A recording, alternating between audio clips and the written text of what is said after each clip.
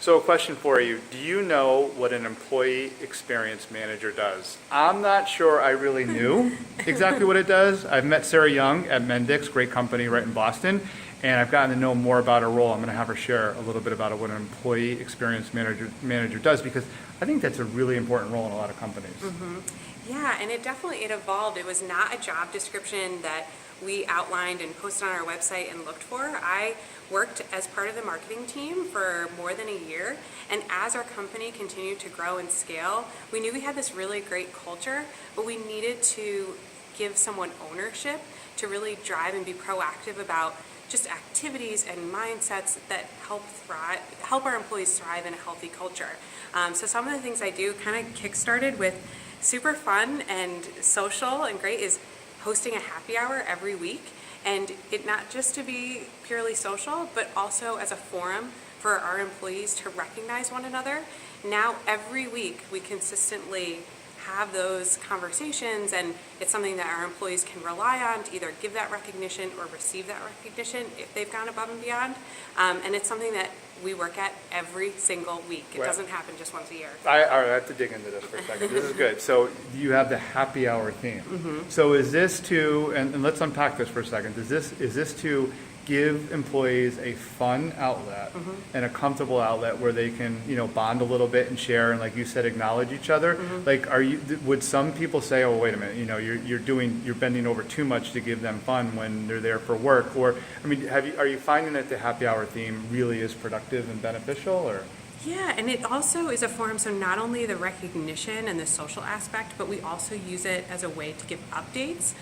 So if there's upcoming events or there was a customer win or things like that. So it is a nice way to keep everyone aligned in what's happening in our office. And then the other thing that I've learned that I think is kind of almost the mentality of a teacher is not everyone learns and absorbs information in the same way. So some people are audio, some people are visual, some people like to read or just absorb things on their own time. So every time we have a happy hour, it's also followed up with a summary via email.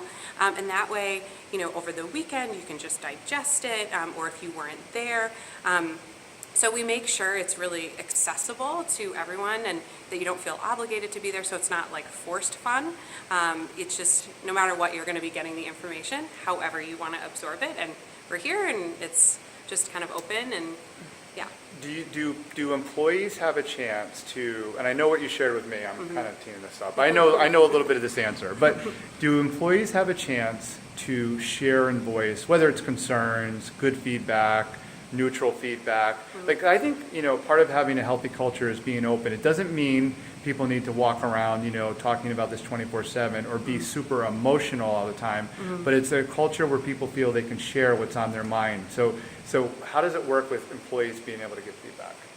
Yeah, so we don't have we don't do surveys on a regular basis or anything like that, but we definitely do have a culture of open communication, and I, in my role, have become a resource where people can come to me and kind of voice whether it be positive or negative thoughts. And it's nice in my role that I'm kind of a third party. I'm not necessarily their manager or directly part of their team. So those are things that have shaped some of the decisions that I've made and some of the initiatives that I've done. Like, for example, we host more meetups in our space, and that's just because our employees were looking for more networking opportunities to meet with more people outside of our company.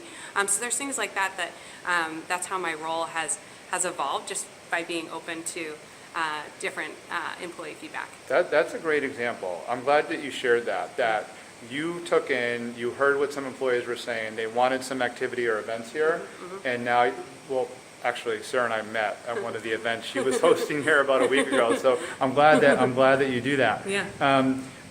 Let's end with this question. I think in healthier organizations that I either worked in or was part of, I noticed, I'm not a top-down person all around. Like, I think everybody contributes a lot to a healthy organization, but I think for a good, healthy culture, leadership does need to not only believe in it, but live it. Yeah. Live it. So what are some things that you see here or in your own experience where you see leadership and people at the higher up levels, what are they doing to create a healthy culture?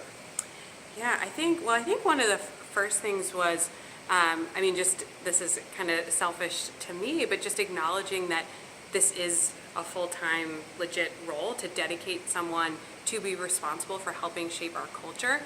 The other thing that I think our leaders do a good job in is kind of giving people autonomy to kind of giving some direction, setting our goals, and then letting people kind of follow their passions and figuring it out. And I know I've been granted that ability. I've taken over our onboarding program, and there's a lot of different opinions of how onboarding can run, but I've been given that autonomy to say, these are the things that we want to accomplish, and bring in these people from across our organization to create this great experience. And I've built it, and I'm continuing to tweak and evolve it, but I've been given that kind of authority to run that myself, and I think that's how our leadership team is, because I know I am feeling very fulfilled by having that opportunity to kind of do that and drive that impact. And so it is important that you are also fulfilled and feeling like, hey, this is an environment I like to be in. I love my role. I mean, you matter too, the employee experience. So, I think you just gave me fodder for a future conversation around, not like this is Mendix's specific onboarding, but that's a really good topic. We should talk about that sometime. Yes, like definitely. how do you want to bring employees in a way that sets them up for success? Definitely. That's a lot of what you're working on now? Yes. Air hugging the whole organization to bring everyone together. That's what I feel like when I do onboarding. All right, good. Sarah, this is great. Thanks so much for sharing. Thank you. Bye. Bye.